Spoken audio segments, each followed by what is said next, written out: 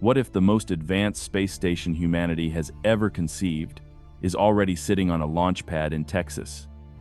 Not being planned, not being debated in a government committee, already built. Almost nobody is talking about it. The International Space Station is one of humanity's greatest achievements. 15 nations, 30 years of construction, a flying laboratory the size of a football field. And yet, the moment you step inside, it feels like a submarine designed by engineers who had never been in a room together. Wires everywhere, equipment bolted to every surface, modules barely wide enough to squeeze through sideways. This isn't a criticism, it's physics. Every single piece of the ISS had to fit inside a rocket fairing, a tube roughly 5 meters wide, and be assembled in orbit, piece by painstaking piece, over more than a decade. That is the fundamental problem that has defined every space station humans have ever built. The rocket determines the room. And until now, the rockets were small. To understand what's about to change, we need to go back to 1973.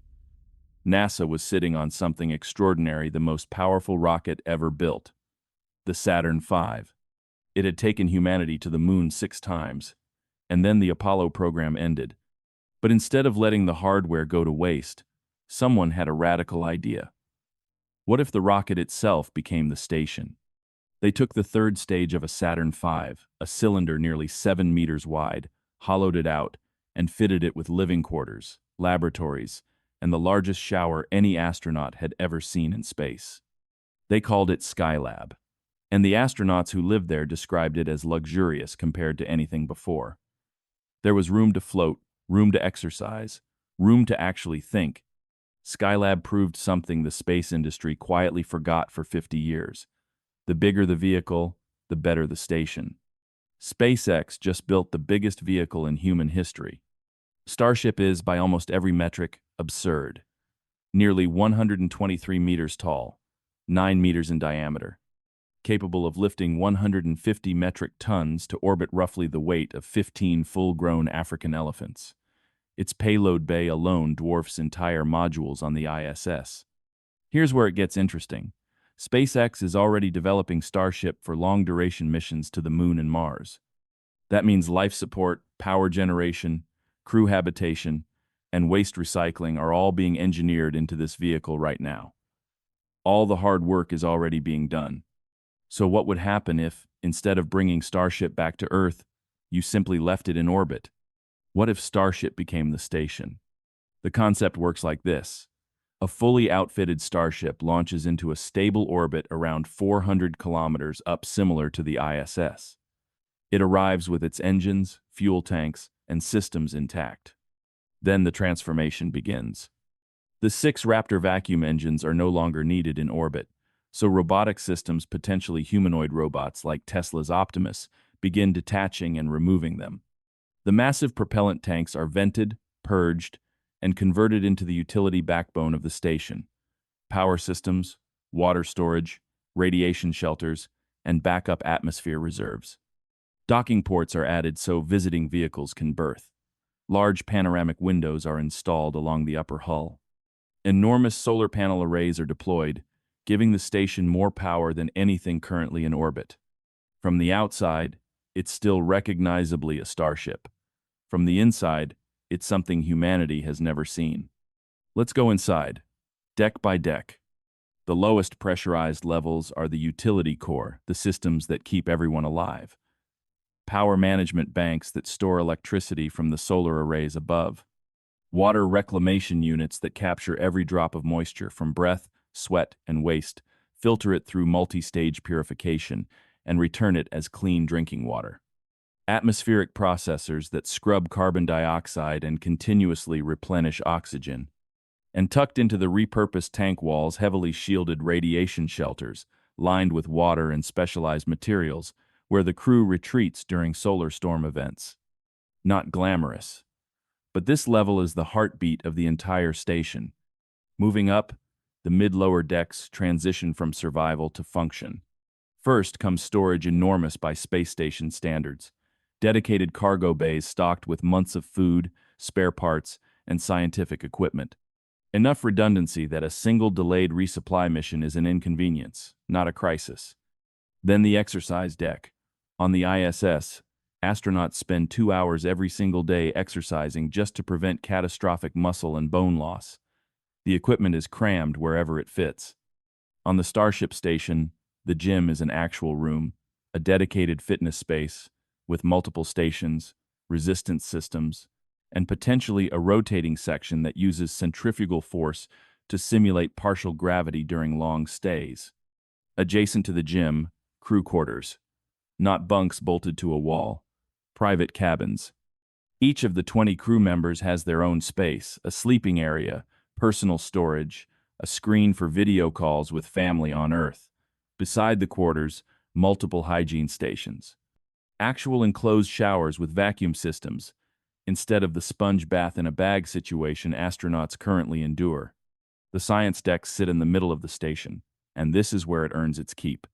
Multiple dedicated laboratories for materials science, biology, pharmaceuticals, Earth observation, and astrophysics.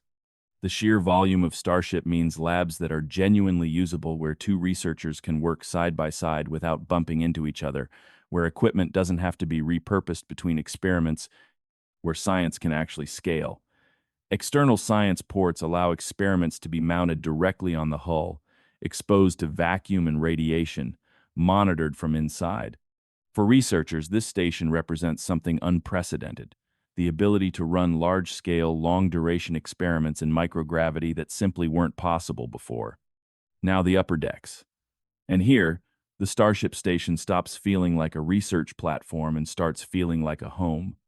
The kitchen and galley occupy a generous communal space, not a rehydration station bolted to a wall, but a real food preparation area with convection ovens, refrigeration, and a dining table that seats the full crew at once. A dedicated hydroponics bay grows fresh vegetables, lettuce, herbs, small fruits. Psychologists who study long-duration spaceflight will tell you that growing something alive, tending it, harvesting it, eating it, is not a luxury. It is a psychological anchor. Beside the galley, a recreation and social deck large enough to hold all 20 crew members simultaneously. Screens, games, communication terminals for calls home. Space agencies have learned, sometimes painfully, that crew psychology on long missions is not a soft consideration. It is mission critical. Giving people genuine communal space isn't indulgence, it's engineering. And then there's the top. The observation lounge. A domed upper section ringed with panoramic windows curving to give a 270-degree view of the universe around you. Below, Earth. Alive and luminous, clouds spiraling over oceans. City lights threading through darkness, auroras shimmering over the poles. Above and around. Stars, unfiltered and unblurred by any atmosphere, blazing in every direction at once. No space station has ever offered anything like this. The ISS has a small cluster of 7 windows, each about 80 centimeters across. Astronauts describe floating in front of them for hours, unable to look away, the single most psychologically restorative spot on the entire station. Now imagine that experience expanded into a room, designed not for function, but for wonder. That is the top deck of the Starship station. Here is what separates this from every other thought experiment. Every single technology required to build this station is already in development. The Starship vehicle is flying. The life support systems are being engineered for Mars missions right now. Robotic construction capability is being actively tested. The solar array technology already operates on the ISS, needing only to be scaled. And SpaceX has a clear business reason to pursue this. NASA's ISS retirement is approaching, the commercial station market is worth hundreds of billions of dollars, and the economics of converting an already flying vehicle are simply incomparable to building a new modular station from scratch. Skylab showed us what was possible when engineers stopped trying to fit a station inside a rocket and started turning the rocket into the station. Starship is doing the same thing on a scale that would have seemed impossible 10 years ago. 20 people, real living space, functioning laboratories, a kitchen, a gym, private quarters. and a window on the universe that will make every astronaut who ever pressed their face against the ISS cupola weep with something between envy and awe. The next great space station isn't being designed in a committee room. It's standing on a launch pad in South Texas, waiting. If this concept blew your mind even slightly, subscribe, because we're covering the full pipeline of what SpaceX, NASA, and the new commercial space era are quietly building toward, and most of it is stranger and more incredible than anything in science fiction. Drop a comment. Would you want to live on the Starship station? What deck would you spend the most time on? I'm reading every single one. I'll see you there.